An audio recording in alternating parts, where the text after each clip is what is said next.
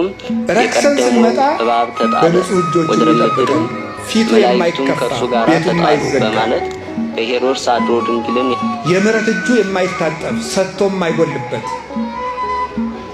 ሰው በቃኝ የማይል የማይጸየፍ እንደ ትናንት ነው የሚኖር ያለና የሚኖር እግዚአብሔር ነው። ደስ ይለኛል ይህን ሳስበው። እናንተ ደስ አይላችሁ? ስንቱ ንጉሥ አልፏል፣ ስንቱ ባለጸጋ አልፏል። እማያልፍ አባት አለን። እምንወደው አባታችን የየ ብለን አልቅሰን እንቀብረዋለን። ፈትፍታ የምታጎርሰንን እጅ ሳንወድ በግዳችን ገንዘን እንቀብራለን። የምንወደውን ወንድማችን የየ ብለን እንቀብራለን። በትዝታ አስበን እናለቅሳለን። እግዚአብሔር ግን ያለና የሚኖር አባታችን ሲሞት የማይሞት አባት አለን። አንድ ባይታዊ በረሃ ሂደው ኧረ አባትህ ሞት አሉት። እንዴ ስነ ስርዓት ያዙ። እስመ አቡየ ኢይመውት ለዓለም፣ የኔ አባት ለዘላለም አይሞትም አለ። የኔ አባት አይሞትም ያለው እግዚአብሔር ነው።